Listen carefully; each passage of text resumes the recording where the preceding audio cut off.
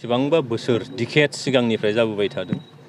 मोनसे मानसिनि आखुआव हाबनाय, मानसिनि हुदायाव हाबनाय माखासे मानसिफ्रा दुथांबाबो बेखौनो थांनानै थानायनि लामाबो खालामना लाबाय, जायफ्रा बिजनेस खालामो। दा बिथांमोननि गोसो गोरबोनिफ्राय बेनिफ्राय बारन होनांगौआ जोबोद मोनसे गोब्राब मोनसे खामानि। दा बे गोब्राब खामानिखौनो दिनै आसाम सरकारनिफ्राय दिनैहाय ड्राग्स पेडलारफोरनि एगेन्स्टआव खामानि मावनानै गोबां एरेस्ट खालामनाय बेखौ जाबाय, गोबां बेबायदि सिज खालामनायबो जाबाय।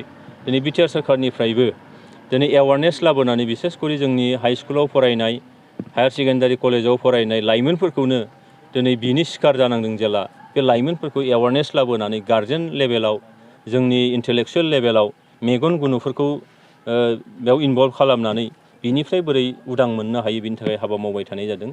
मिजिं खालामदों नोंथांमोननि मिडियानि गेजेरजोंबो बे ड्राग्सआ मा जिनिस, बेखौ लायोब्ला बा बेखौ नोङो बिजनेस खालामोबा मा साजा मोननो हागौ, बा समाजा माबायदि बेंगुरा जानो हागौ, रांखान्थि भाबै जों माबायदि बेंगुरा जानो हागौ, बे बाथ्राफ्रा नोंथांमोननि मिडियानि गेजेरजों, चेनेलनि गेजेरजों निस्सय फोसावजागोन आरो पजिटिभ मेसेजआ थांनानै रायजो राजाफ्रा दिनै नङा गाबोन फ्रिकुवेन्टलि बिनि सायाव खामानि मावबाय थानायाव निस्सय बुजिगोन आरो बेजों जों उदां मोननो हागोन होननानै आं सानो।